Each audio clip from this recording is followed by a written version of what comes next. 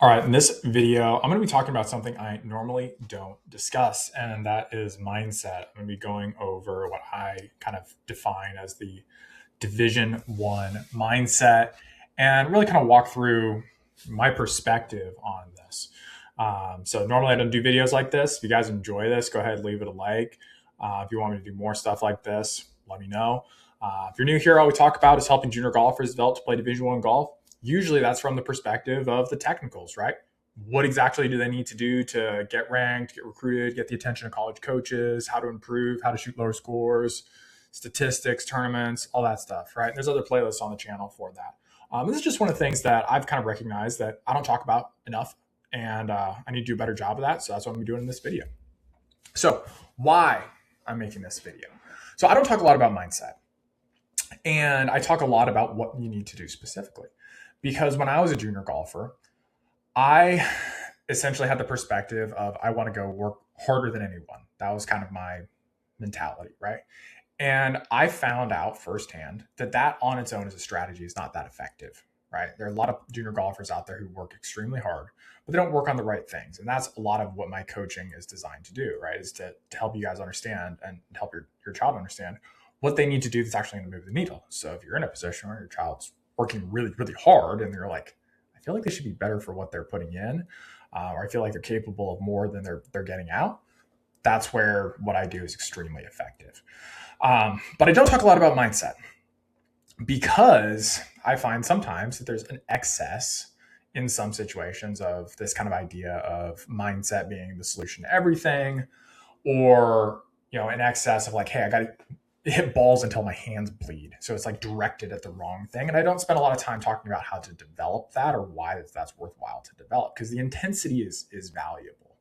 When I talk about what it takes to play Division One golf, my minimum requirement when I talk to junior golfers, I want to see one round of golf per week, and I want to see one practice session per week. Those practice sessions are extremely deliberate, but all in all, like if we're walking that round of golf, we're talking about 7 hours a week, which is almost nothing. And so justly so, I have some students who come to me and they're just like, they want to do more. Okay. And I'm cautious of burnout with junior golfers because I recognize that we have limited, just attention. We have limited ability to do something. And so junior golfers do have a tendency to do something really hard for a short period of time. And one of the things I have to coach kids on is being able to see a longer timeline, coaching parents on this to see a longer timeline. We don't want to think in terms of next week or next tournament or this month or this quarter. Like we want to think in terms of years out into the future. And Division One golf allows us to do that, right? Because hopefully you're watching this video and your child's a seventh grader, an eighth grader, a ninth grader, and Division One's on the horizon. June 15th is when June 15th of sophomore year is when recruiting technically opens, right? So we've got a years long goal that we're trying to develop towards, and so that's an important part of this. But anyway, what I'm just kind of finding, not as a broad thing, but just like I'm seeing this more and more, is there are some players that just haven't developed this kind of desire to just do something at the highest level and pour themselves into it that needs to be moderated, right? Which is what I had, right? I was just like, I can honestly say like I was the type to spend 8 hours a day on the range every single day. Like I really resonated with the beat balls until your hands bleed type thing. But I needed to direct that intensity into something else that was more deliberate, maybe a little bit less physically demanding, but more mental focus demanding, which is obviously become a limited quantity in today's world when you've got stuff like social media where we just we're scrolling, we're making decisions on what we want to pay attention to in a second, right? So the ability to focus on something has been extraordinarily difficult for us, and we haven't developed that the way that it used to get developed, right? So anyway, that's why I'm making the video. Now, what this video is not. This video is not tips for how to shoot lower scores on the golf course. I'm not a big fan of tips. If you watch any of my videos, are there tactical stuff that I can tell you to do or tell your child to do that's going to help them improve rapidly? Yeah, that's stuff I'm giving out for the students who sign up with me. Those are some of the things we're able to deploy right away and help them drop a lot of shots. And that stuff's all great. But if you guys screw this part up, doesn't matter how much of that other stuff you have, it's still you'll be sitting here with the bag, right? So this video is not just like, hey, here's some mindset hacks. This is really like the overall perspective that needs to be brought to to Division One golf, and really like how to really be looking at this, for yourself, for your child. Um, so why Division One is the goal, right? Let's start there. Why should we even set Division One as a goal? Sometimes people get mad at me. They're just like, "Oh, you should be talking about how college golf in general is great, and Division Two and Division Three," and that's cool and all. It's just like Division Two, Division Three. It's like that's fine. But, and we'll get to this a little bit later, I believe in setting high goals, right? Only about 3.3% of junior golfers will go on to play Division One golf. That number is going to go down over time because there are a limited number of spots, and there are more and more junior golfers every single year. I want to say right now there's about a 30% growth year over year of junior golfers, right? So there's more and more players getting into the game, right? And so that's a very high goal. Now I get some other people on the side of the spectrum. They're just like, well, you should just talk about playing professional golf, and that's a little bit pie in the sky. Like that's a little bit too far out, right? Even just like by perspective, I just gave you guys how difficult college golf is, right? Well, when you consider to play professional golf, you're going from maybe about, I'll say it's about 600 or so Division One spots, give or take, in a particular year. Now you're going to a level of golf where, to be at least for the men, you got to be one of the top 125 players in the entire world to even make a decent living. So that and you're competing against everyone. It's not just your age or a couple of years older than you, everyone, right? So that's just another level of golf, which it gets to be kind of unreasonable, right? So Division One is a good goal. It's an attainable goal. To be quite frank, I see it routinely achieved. The players that I'm working with, I've been applying my formal process for not a very long period of time. It's been about 2-3 years now, and I've had 7 get recruited to Division One programs. I've seen them get recruited as high as UCLA, Columbia recently, all sorts of programs, right? My average student that I work with who's ranked is about 67% of those junior golfers are on track to play Division One golf. And I still take on students if they say, hey, we want to achieve this big goal. We want to pursue this. We understand that the odds are not in our favor. We still want to take that on anyway. I don't shoot those players away. So, comparatively, 3% versus 67% is a pretty big gap, right? So it's a very achievable goal is kind of my point here. Now, let's get into this. Your child has to want it. And this is important. And it's not as simple as looking at your child and be like, hey, you don't want it enough. Because as parents, our job is to develop our child, not just be like, you're this way, right? Like we want to encourage things. We want to give them big goals. We want to give them permission to dream and strive for big things. I'm a really kind of a big believer that the reason that we exist at all, the reason we have our lives, what we're supposed to do with our lives, obviously a big question. I'm a pretty big believer that the point is for us to develop virtue throughout our lives. And I'll talk about that a little bit later. And some of you guys might be like checking on me, like, what's this dude talking about virtue? But I really think that that's the point, right? So if you have a toddler has no virtue, right? Like they're not prudent. They're not just, they don't have temperance. They don't have fortitude. They don't have any virtue, right? And so as they get older, they learn those virtues, right? They go through challenges that force them to develop those virtues. And we can't develop a virtue without challenges, without sufferings, right? We can't go out there and say, hey, I want to develop fortitude without doing things that are very difficult, that are painful in the moment. And we're all willing to some degree to allow our children to suffer some of those things in the moment that are painful, that they hate, because we know it's better for them in the long run, right? And so this is just another one of those examples. This is a continuation of that. It's like, it's not like when they're 12 years old, it's like, well, they got to choose their own adventure. It's like, no, you're still got to guide them through that and developing that. And that also becomes a personal development journey for all of us. But when I say like your child has to want it, like when I was a kid, my people that I looked up to, like Kobe Bryant, late Kobe Bryant, I've got an image here of him insisting on getting up after he popped his Achilles and walking to shoot his free throws from the foul that popped his Achilles. And it's like when you think about like the mentality, right? So the Mamba mentality, that was the kind of thing that I admired. I admired him talking about working out like 3 times a day and like waking up, or 4 times a day and waking up at 6 a.m. and working out for 2 hours, and then go take a little break, go work out for another 2 hours, and take a break, and go work out for another 2 hours, and like that whole thing. Like I was And that kind of led to my own mentality about it now. Is that blind effort enough and a super effective? In my opinion, no. That's why, again, why I do what I do is giving the kids like the specific thing of like, here's what you need to put this energy into. But like that, the desire to not come up with excuses. It's just like, hey, I gotta go play golf once a week. I mean, like, I'm saying this in a video. What do you mean you want to play Division 1 golf and you can't play golf once a week? Seriously. It's like you want to play Division 1 golf, but you only go play golf if you got a lesson, or you only want to whack balls on the driving range. It's like you don't want that. You just have an idea of like some vague thing, and you think it's cool to say. It's just like you don't actually want it, right? It's like I know junior golfers who will go out and play in a hurricane, and then I've got other junior golfers where I'm just like, dude, what do you mean you didn't play? I'm just like, I was just busy. Like what? It's like, well, school. And be like, you couldn't go out on Saturday. You couldn't give 7 hours of your week. It's like, well, I want to go hang out with friends. You're like, okay, cool. I get it. We want to have a life. I'm all for that. To be clear, I'm not saying your child needs to give up their entire lives for golf, right? But there's just an element of like an awareness of, what are they developing in the process of that, right? Another one, Tiger Woods, right? I wasn't huge on golf when I was growing up, to be frank. I didn't start golf until I was 16, but the man won the US Open on a broken leg.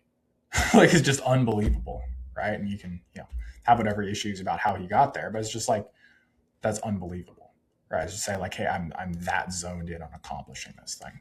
Another Kobe broke his hand. He's like, you know what? I'm going to shoot left-handed, right? It's kind of adapt and overcome type of mentality versus like, it's XYZ conditions. I'm going to go try and play anyway. I'm going to go try and play in that brutal conditions. I'm going to put in the work anyway, right? And just like, and having like a joy in like how like crazy that is. Like, I think it's something I don't talk about a lot, but it's something I absolutely believe in as being a difference maker. Tiger here, got a quote from him. So people don't understand that when I grew up, I was never the most talented. I was never the biggest. I was never the fastest. And I certainly was never the strongest. The only thing I had was my work ethic. And that's been what's gotten me this far. So again, am I the biggest advocate of beat balls till your hands bleed? No. But I would say this.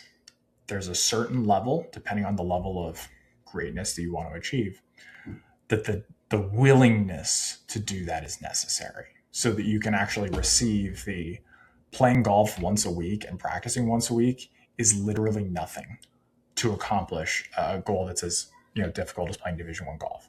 It's literally harder than getting into Harvard.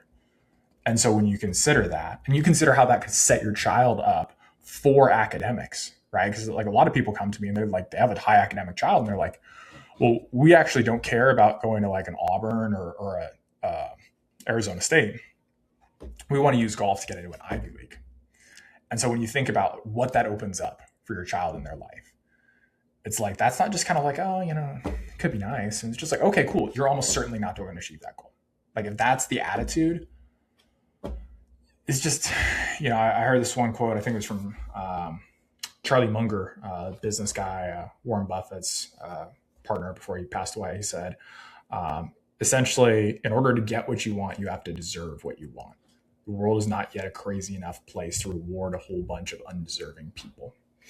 And I think that there's some truth in that, right? So if you are, your child's in this position where it's just like they have this big goal, or they're telling you they have this big goal, it's just a reality of the seriousness of that.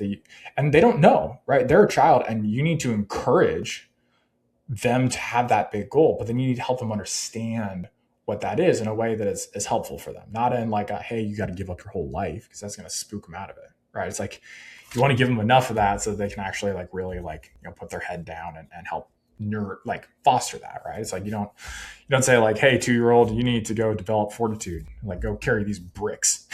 It's like, hey, can you do these things that are difficult for you, and let me reward you when you do those things that are difficult, right? Hopefully that makes sense. So one way to put this is make no small plans, right? So this is really what I've been kind of trying to get to here is the virtue of magnanimity. Hard word to say. Magnanimity. The virtue of striving for excellence. So it's yes, it's the virtue of striving for excellence in all things, but especially the striving for excellence in great things, the desire to achieve and pursue great things. And so Division One golf fits into that category. And it's not about the golf itself that is the value. It's saying here's this extraordinarily difficult goal. In the same way that trying to get into Harvard would be an extraordinarily difficult goal, although Division One golf is technically harder. That the development toward that is really the ends, right? It's the developing of this virtue of the desire to pursue great things. And that has to be taught, right? That has to be learned. That's not just something that, a toddler pops out with, right? That's something you have to teach them. That's something they have to see, they have to experience, they have to be inspired toward that. And it's just so important. By doing that, we learn more about ourselves. By pursuing a difficult goal, we learn more about ourselves, right? If I say I want to make $50,000 a year, no disrespect to you if you make $50,000 a year, but it's a far smaller goal. It's essentially like, hey, I want to pay my own bills, right? It's just like versus if you're watching this video and you provide for your entire family. How much of a bigger goal is that? Like you could probably chill and coast and just like take care of yourself, but obviously know you kind of have a meaningless life if the only person that you take care of is you, right? Versus if you're going through your life and you're saying like, I'm going to serve my family, like this is my work given up for my family, right? Not for me, not for my pride, for my family, right? Then that's a different person comes out, right? Those of you who have had children, hopefully you guys are watching this, you got kids on what I'm talking about. As soon as you have your child, a whole nother gear just gets dumped in your lap of your ability to execute on things and develop yourself because you have to. Because you got somebody depending on you. That's not just like another adult, right? It's just like, no, this is my child. They look up to me. Everything they have is dependent on me. I have to do this. I have to be successful. And it's like you work through all sorts of stuff in your own personal life. And this also gets into some of the golf stuff. More importantly, we see our weaknesses manifest, right? So when we try and accomplish a big goal, obviously we have things that are strengths, right? We have things that we're really good at. We also see our weaknesses. And that's a lot more important, right? Is the development of this virtue is kind of understanding where my vices are and doing different things to combat those, right? And welcoming that challenge and recognizing the whole point here, the whole way that we develop virtue is by getting punched in the face. Like you got to go slay some dragons if you want to be courageous, right? You can't just sit at home. You got to go out, find the dragon, kill the dragon, rescue the princess. Like you got to do that. There's no pill you can take or just like way to like scoot around it, right? That's the point, is to go and do that, right? So that's one of the reasons that I do what I do. Is it's like I want to be able to show the junior golf and be like, here's exactly what you need to do. Not kind of, not an idea, not hey, go short game coach, just keep working on it. I got to teach you how to score. No, I want you to literally do this. I want you to do these drills. I want you to hit this many balls. I want to do this hard. I want you to go out there and do it. And either they go out and do it and they get better, right? Or they don't do it. They have to look themselves in the mirror. Why didn't I do it? Am I actually serious about this? Right? Those are actually when we have those challenges for ourselves, when we get challenged. Because when we get challenged, we can go in two different directions. We fall away. I guess I'm not that serious. Like, okay, cool. That sets up a trajectory for your entire life if that's the way you respond to these things. Comparatively to your challenge, you're like, I need to get locked in. As the kids might say, I need to lock in and actually take this seriously, right? Because you're going to develop yourself in that moment, right? You don't have to have heroic virtue when you're getting started. It's like every time you have one of those moments where you say, no, I'm going to do the hard thing. As like David Goggins, type mentality. It's like, no, I'm going to do the difficult thing. That's when we develop ourselves. And so I'll tie this briefly into, my philosophy going into tournaments. Hopefully it's helpful for you guys who stuck around for 20 minutes. When your child goes into a tournament, how many, just you can say to yourselves, obviously privately, how many for you and your child or both, you go into a tournament and your thought process is, I hope we do well. And if you don't do well, if your child doesn't do well, you're bummed. Do you do that? Okay. The reason I ask is because if you do that, you're kind of missing the point on this. Because as I said, the point of this is to expose our weaknesses. So if we go into a tournament and we don't play good, you could look at that as saying, hey, well, yeah, that's a bummer. But on the other hand, if you look at that and you have this frame on it, you say, okay, what were our weaknesses? What were the problems that came out? It wasn't just like we played bad, we shot a bad score, but like why? We had balls out of bounds? Do we not know? Right? Do we not understand? That's a huge thing that I help families with, just understanding why you shoot the scores you shoot. I can't tell you how many good players I work with where our main thing is we need to hit more greens regulation, and they still come to me and they say, hey, I want to make more birdies. I'm just like, that's cool. I'm glad you want to make more birdies. Right now, that's not the problem. And also statistically, it's not a problem for you. So let's stay focused on the main thing, right? And so we always have these tendencies to kind of try and get away from things. We don't want to look at our weaknesses because our weaknesses are uncomfortable. If you're watching this video and you've ever been poor, you know how painful it is to look at your bank account. But you have to look at it in order to develop it, right? And so hopefully that makes sense. Like this is true in all things, right? And so from those weaknesses, we learn and we adapt, right? And that's what's necessary, right? So we go into a tournament and we see ourselves fall short. You see your child fall short. It's not about the failure because that's not the point. The point isn't win the tournament. The point is to develop that virtue of the pursuit of excellence, right? So if you guys are watching Scotty Scheffler is doing an amazing contemporary job of that. You've listened to his mindset, phenomenal, right? I'm just trying to get a little bit better every single day. That's what excellence looks like, right? So it's looking at whatever happened, saying, okay, I can do that a little bit better. I can do that a little bit better. But then once we have that, right, we still have to have the refinement. We have to know what to do because we don't know what we don't know, right? So again, even when it comes to getting coaching, it's about the pursuit and recognizing the humility to know I don't know everything, right? And if there are holes, you can still recognize that. And through prudence, different virtue, you can say, it would be wiser to talk to someone who's already done this a bunch of times than to try to figure it out on my own, right? That's what we do when we don't know what to do within the virtue of prudence, right? Is we ask somebody who's already done it, preferably someone who does it all the time, right? And so again, we learn, we understand what to look at. Then we can take that same intensity that I'm talking about here and apply it to our particular situation. Like we can have that applied to the right frameworks, right intensity toward our situation here. So another way to put this is you don't ask for it to be easier. You want to ask to be better, right? And so there's a little bit of a cliche there, but there's truth to that, right? Like we don't want to go in there and have just an easier setup. We want to be better at managing those things, right? We don't make golf course the conditions easier. We want to be better at managing hard conditions. So when we get into the hard conditions, we're like, okay, cool. It was raining. My club got slippery. You can use that as an excuse. Be like, all right, cool. How can I prepare better next time to be able to play at the highest level? How do I prepare? Do I need to bring a rain glove? How many rain gloves do I need to bring? If I bring an umbrella, right? How am I going to set that? How am I going to figure out the logistics, right? Is the umbrella going to go? Am I going to get one of those push cards, have the umbrella in the card? Is that going to help it?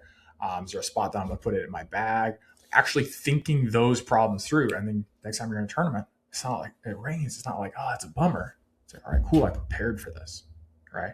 There's an old story of, I've heard like Tiger Woods when he was at Stanford and, he was hitting balls like just in a hurricane, essentially just pouring down rain. And they went out and asked them. They're just like, hey, you're the best player in the country. You've won however many back-to-back US GA events. Why are you doing this? And he was like, well, when else am I going to learn how to play in a hurricane other than when there's a hurricane here? It's like those kinds of things. You got to appreciate just like the pursuit of excellence, the pursuit of the craft for the sake of the craft. Right. And for the sake of ultimately developing that virtue. Another one, Mike Tyson, he would like back when he was at his apex, he would go like running at like 3 a.m. or 4 a.m. And they would ask him, they're just like, why do you do this? You're the best fighter in the world. Like, why are you doing this? He says, because nobody else is. And that was kind of like the mentality. That's a real thing, right? When you think about what you're doing, what your child's doing, it's just like, is there a sense of just like, why are you doing this? Because no one else is going to, right? And that there's a virtue in that. Hopefully that makes sense. To do the actual work, to go out there and to do the hard stuff and develop, magnanimity is a sub virtue, a virtue of fortitude, right? And so when we think about fortitude, typically it's a little bit different what the actual virtue is. But it's going out there and doing the work. We can't develop that virtue without it, right? If your child doesn't develop in golf, they have to develop somewhere, or they just don't develop it, right? And again, like I said, like I firmly believe that that's our job, consciously or unconsciously, with children, is to develop that virtue, and develop all the virtues throughout their lives, right? To set them up, not just so that they're wealthy or something like that, but so that they're virtuous people. Whether they're in poverty, you can be virtuous in poverty. Whether they're wealthy, they can be virtuous with wealth, right? So it's having that. I think some, to a certain degree, and maybe you agree with this, maybe you don't. I think we've lost some of that, just in society and the culture, where it's just kind of like people are more kind of content to just like receive stuff. They don't necessarily want to go out there and earn it, right? They don't have that same sense that you don't see that many people out there who are desiring to have great things. It's more about like, oh, I feel this way, and I need you to respect my feelings, rather than like, I'm going to go accomplish something great. And I just think that that's something that is worthwhile to develop here. But moving back here, practicality. In order to do the work, we can't just say blindly, hey, go do the work. And I'll watch this inspirational video from Connor. He says, go do the work. You got to go do the work. It's like, we got to have a clear target. We got to have a way to concentrate that, right? And so Division One's a phenomenal way to really concentrate that, because it's a real tangible thing, especially if you know what you're doing. Either you apply below for my coaching, or you just watch some of our free YouTube videos just to get clarity on what that looks like. So hey, here's what it is. It's not just some black box, not just like, hey, we're going to go work hard. It's like, no, here's exactly what it is. We've got to define that goal so we're willing to do the work. And so again, Division One golf as a vehicle for developing that virtue. It's a means, it's not an ends, right? So the ends is fortitude, magnanimity, the pursuit of excellence, the desire to achieve great things, even if they fail in that, right? Like, go to think about this like logistically. If your child spends their teenage years pursuing something that very few people do and believing that they can accomplish that, actually putting in the work that nobody else is willing to do, being more deliberate, being more intentional, working on themselves that nobody else is willing to do, that sets them up. Even if they fail in that, right? They watch themselves do that at a high level. Next time they have a challenge, they know at least some idea of how to respond. First, so they just look at that and they fold. What did they learn? Especially if there's no consequences. They're just like, it's still gonna be like, yeah, mom and dad are gonna take care of me, whatever, it doesn't matter. You think about like trust fund babies. They don't develop that, right? They don't develop those things. And so it's like, okay, they have money, but they lost out on the virtue. It'd be better to have the virtue and not the money, right? Or at least I would have that sense. And so we're using this as a way to develop that, rather than just the thing in and of itself. And it's just kind of like another side of this. It's just like, if not this, then what? Because it's not hey, well, I'm just going to kind of take it easy and coast through life, and I'll figure it out one day. It'll figure itself out. Like, it has to be developed, right? Or we just sit there and we never have it. And that's just not my approach to things. Let's just put that. If that bothers you, probably aren't here. But like, hopefully that makes sense. It's not about the target. It's about who you become in the process, right? Like, that's the summary, right? It's really striving for something great, and it's picking a target. And it's like, to be fair, it could be anything, right? But picking it and committing to it and doing it, and all the other things you have to. Because like playing sports at a high level, it's like there's a lot of like pain you have to deal with. You have to have the pain of disappointment, humiliation, just like physical pain, exhaustion. Like there's all these things that you have to sort out. Time management, you have to sort out. And if you don't, you just like coast and chill. It's like, okay, cool, you had a smooth childhood, but how's that set you up, right? Like, you're no better than. It's like a toddler doesn't want to, do stuff for themselves. They want you to do it for them. Right. And so it's our job as parents, again, to make sure that our children are able to develop themselves and use these different things as vehicles rather than, just like, oh, I just want to like check the box and be able to do one programs. Just like if you have that without all the other stuff, it's kind of pointless, right? So different kind of video today. Hopefully you enjoyed it. If you did, leave me a like. Helps push it out to more people who might be interested in this type of a topic. Again, if you hated it, like, cool, let me know. Hope you guys enjoyed it if you're this long. So go check out some other videos on the channel that are a little bit more tactical, going into the details of what it takes to play Division I golf. What it takes as far as like practice, like statistics, more nuanced in the trenches type stuff. And obviously, if you want support on this subject, I do have a link below where you can apply to work with me. So you'll fill out a quick application. Just make sure your child's in a position where it's reasonable that I can help them, because I don't work with kids who are too old. I don't work with kids who are too young. So just make sure that your child's in a spot where they've got the scores and they've got enough time in front of them that we have a reasonable chance of success. We'll talk it over, and then we can kind of discuss what would make the most sense for you guys. So hopefully you guys enjoyed it. Go check out some of the other videos. Talk to you soon.